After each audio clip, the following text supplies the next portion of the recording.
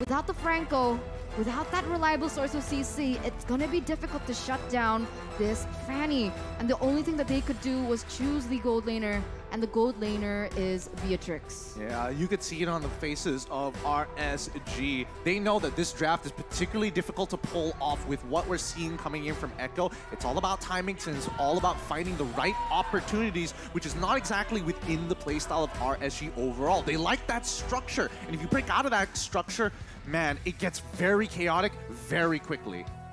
So let's see here again. Composition-wise, it is going to be very balanced. It's going to be up to the early game. No. I mean hero power-wise, but early game, it is all towards Echo. Yeah, he's got a Dragon Balls. I can literally see when the camera's off, he pulls up his Dragon Ball Z Power Scouter. He's just like, oh, there we go, 10,000. Yeah, I gotta agree. I mean, right now it seems like Echo have drafted themselves a victory, but it all depends on execution as we head into the land of dawn to see Echo Philippines go against RSG Singapore. Spam your hashtags. It is Echo Loud, Echo Proud, or GGRSG. Ladies and gentlemen, let's witness. Will Echo remain undefeated, or can RSG make something happen? Let's find out right here, right now, because we're seeing potential cheese up on the top side here. Yawi looking to punish this Beatrix, and that's the thing, right? Beatrix is supposed to be good in lane, but as soon as you add some external factors, it becomes a bit of a problem. Let's see here already. Spell checks. Yeah, 505 on that far side is somehow forced to use that Purify, but Echo, they're feeling confident, they're feeling aggressive. They are going to use 4 flickers. Let's see how it will work out. I mean, let's take a look at the emblems before things go too heavy, right? Because when we see Echo, the choice of emblems, a lot of high and dries here. I think they're going to be playing for those pickoffs. So RSG Singapore, they need to be aware of that. They need to see that this is going to be the play that they want to go for in the early game especially. But they do have to wait for Yawi to get that level 4 in order for him to assist in that pickoff strat. Yeah, I mean, when we're looking at the emblems, it just immediately tells us what Sanford is playing for, right? When you have high and dry, he understands that, unfortunately, Diablo isn't going to be as strong as him, especially with the unbending will. But top side now. 3v1 Karltzy with the cables, jumps in towards Baby Cakes. Baby Cakes, even without the flicker, is still quite safe. I don't know. I feel like if Echo really wanted to, they could have dove that, but I guess they pulled back because they didn't see Lolzy until the very last second when he showed up mid. So, I don't know. I think it's the safer play for Echo. Don't really need to force any agendas now with Turtle coming up in 3 seconds. I mean, right now, RSG, I don't see them being able to actually take this next objective away because we already see that Echo is starting to set up for it. Gray in the vicinity, trying to open up the map. But what's happening bot side? Sanji forced the flicker, but first blood will fall to the hands of RSG. Can they steal this one? 4v3, Nomian Blast will not be able to connect as Karltzy will find the first turtle. Echo equalizing a kill for the turtle. Now, but that was the thing that I was so concerned about. I think I've said it over and over that they don't have anyone, one, to pressure Karltzy in the jungle. Because usually when we see an assassin being used, we see someone like the Masha or the Hilda to be able to deny those rotations.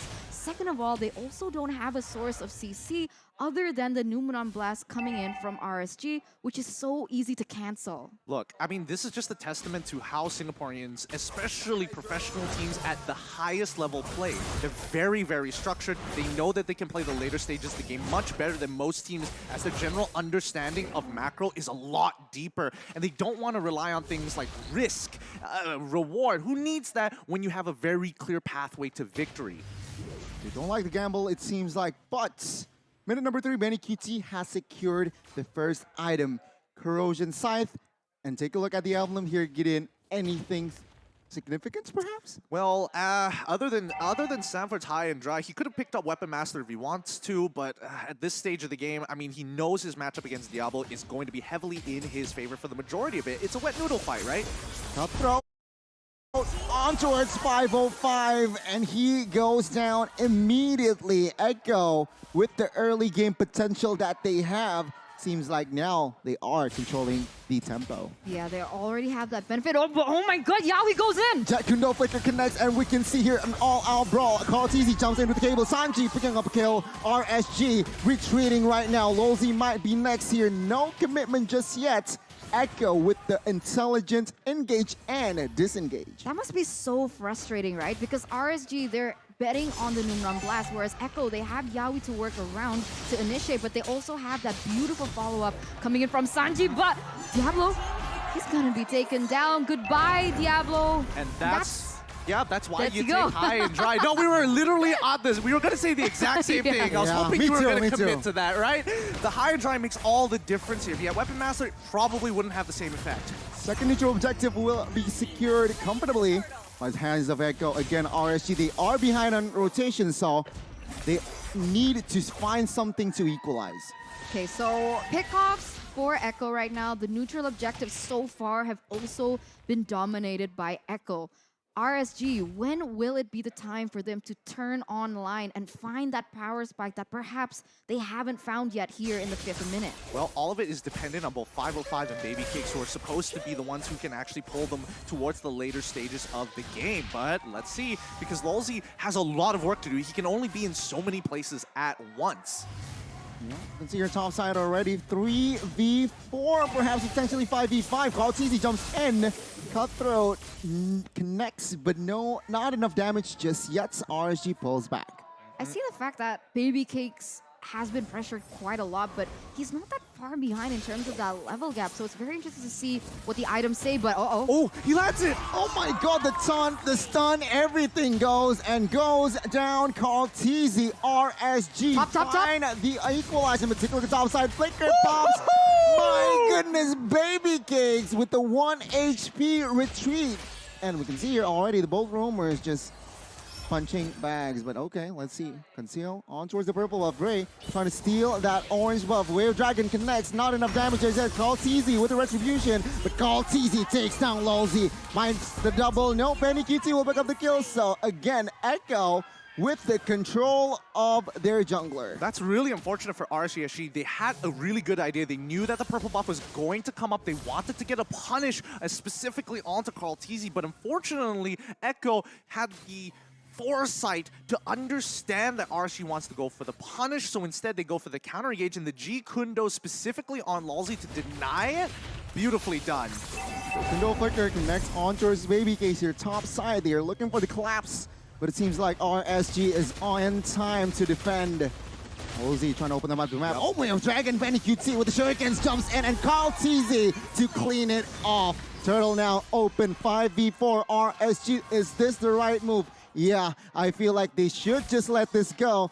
Third turtle, Karltzy looks to secure this. Let's see. But remember, it's Echo not having those really important utilities in their ultimates. But here we go. Another engage coming in from Yaoi. Well, what's Baby Cakes? Baby Cakes got the turtle. He stole it on the nose of Karltzy. What is going on as RSG finds the equalization? And the turtle, get in. Yeah, that's just unfortunate. I was shocked for a second. I couldn't believe that Baby Cakes actually got that, but that's great for RSG. Just look at this lead that Echo has, right? They want to be at least 5K by this point. Wave Dragon, 3v1 Diablo caught off guard there. And it seems like Echo will find the first tier turret bot side. And now RSG, they are looking for an equalization, but what can they do? Well, you can expect that, Karltzy is going to look to make the aggressive play, but overall, RSG, if they have to sacrifice objectives, so be it. They still need to scale. That is their objective, right? Because Pharsa is going to make Benny QT's life so very difficult, and the second question is whether or not Lolzy can actually handle Sanford, and on paper, it should be a no as long as there's a wall. My goodness, just the kill pressure that Karltzy brings to the table. Baby Cake still surviving that one. Let's take a look at the mid side. Ray, 505, looking for a setup, but River, no comment. Oh my god, River top side. Lolzy gets caught with the Wave Dragon, and 4-member is technically on him. There you go, down goes Lolzy. I mean, you mentioned something about RSG and like the Singapore region in general of how that, oh my god, but wait a minute! Bye-bye Karltzy, bye-bye Baby Cakes. Now Bray trying to look something, trying to go for the clear as Echo will not be able to seize that mid side as, Diablo finds compensation top side. Now, right now, we can see that RSG, they're starting to figure out Echo, right? Echo, they like to go in for those pickups, but with a lot of members, they're using a lot of manpower, and therefore Diablo has started to be able to use that to their advantage by starting that split push. And if this goes on over and over, it could be RSG still staying relevant in the game, Gideon. For sure. I mean, that's the idea. Both EXP laners are looking to gain pressure into the side lanes to kind of pull them apart for these neutral objectives. It's difficult, but now the kick comes through. Oh my god, Bray gets deleted. Whoa. Luminum Blast connects onto his one here. No follow-up damage just yet. Sanji trying to find something. Benny QT in the backside finds the Farsa. Benny QT will get the shutdown though. And now it is going to be a 3v3. Sanji Flicker as a defense. Babykicks in a tough situation. Oh, that Kundo is big. Babykicks though finds a double as Sanford will find a trade. At the end of the day, it's going to be 4v2. But my goodness, the Fanny out of nowhere finds the kill. Oh my god, a 4-for-2 trade, and let's make it more? Okay, he didn't want to commit onto that. He didn't want to make that mistake, but even then, Echo still with a huge trade on the board. It was so very close. Babykicks was trying to pull it by himself. He's like, all right, boys, get onto the backpack. We're going to try and take out as many of these boys as possible. Yaoi played it well. He was delaying his G Kundo on purpose, knowing that the tactical roll coming in from Beatrix was going to come off of cooldown really soon, just to ensure the kill was going to get through. Karltzy, however, have to keep in mind, he's very dependent on this purple buff. So if RSG finds the opening to deny it from him, these neutral objectives will become a lot easier to contest. And right now, they are going to start setting up for this next Lord. But look at this, RSG already on the way. Let's see who is going to be able to take it, as Echo seems to have the better setup for now. They're trying to bait out information with the whereabouts of RSG members. 5 members clumped up here. Rosie trying to face check. Wave Dragon, Benny QT. Take a look at the damage. And Sanford will confirm the kill. Sanford will retreat as they are confirmed 5v4. So they should take Lord quite comfortably. No issues whatsoever. I don't know. I think at this point, adjustments need to be made. Like RSG, yes, they were giving up the Lord, but they cannot let Lolzy just keep walking, and he clearly isn't tanky enough to face check these rushes. They need to check it with 505, who actually has the range to do so, or maybe even Diablo, who has Eye for an Eye available. But now we're going to take a look at the in-game items. What has been happening so far? Based on what I can see, it's 3. Wow, actually a lot of gold. And Babykicks is actually trying to keeping up with Benny QT, despite him having 3 full kills on his side, and also an outrageous laning phase. 505 is in trouble. Oh my god. Purify, nothing matters. Karltzy will find the kill. Diablo finds a 3-man Petrify here in the backside. Sanji goes down. Diablo taking a lot of damage here. Can he survive? But Sanford in the backside deals a lot of damage as well. Unstoppable for Sanford with that barrier. What the heck, Echo? They are just running everything full throttle. They have so much kill pressure here. It's insane. Did you see how they did that team fight? They actually split it. You could see that Sanford was pressuring that backside. 505 went down. Babykicks was being pressured. And at the end, the damage dealers, the main carries from RSG, they didn't have an answer to that. They don't have it just yet, but it takes time to get their Echo. Now with a solid 5k lead, they're going to lose their inhibitor down on bot side. This is the position that Echo has been looking for a long time. The end is nigh. When we see that 95-second clock reach 0, this Lord is going to be so very important for Echo to try and close out this game. If not, RSG will delay it for another full 5 minutes. 5,000 gold lead here for Echo, and you can see the player's gold that you're right, Babykicks, he hasn't fallen too far, so they still do have potential coming in from him, but that depends on how RSG is going to be able to protect him, right? Because so far, Babykicks has been pressured so much, and you're right, Lolzy, he hasn't been able to protect too much because he isn't as tanky, he's not as sustainable as someone like, let's say, Sanford or even Yaoi in this situation. I think what's the most, like, if you were in RSG SG's position, right? It's not like you're making bad decisions, and especially in that last fight, I think that was the best example. You were making all the right calls, you were looking and targeting all the right people, but Echo, oh yes, Yaoi, he was able to get the Shunpo to dodge the stun. Oh, and even Sanford dropping the wall at 1 HP, holding it off to wait for his opponent to turn the corner so he doesn't expect it. They're just getting outplayed. It's not like RSG SG is making bad choices.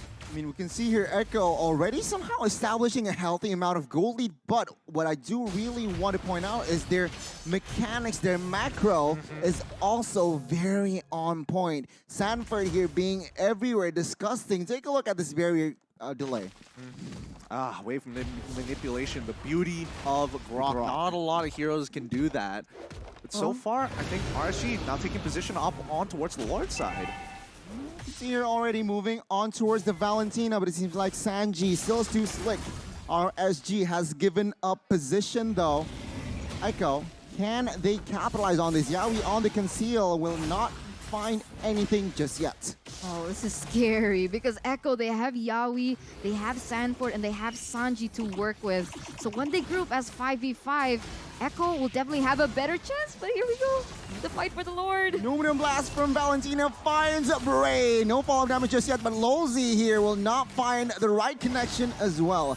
RSG, they are resetting here, 13,000 HP. They need to make a choice right now. I mean, the minions are pushing in into their base. They're going to get backdoored by Karltzy if they don't choose now. Oh my god, Karltzy, will they read this? Junpo tries to delay, but no, my god, 505 trying to fly. Sanford, Yawi goes down, but Karltzy in the backside. Betty QT, the base Echo outplayed RSG. Echo remains undefeated. Upper bracket secured with a beautiful, beautiful split push by Betty QT as well as Karl.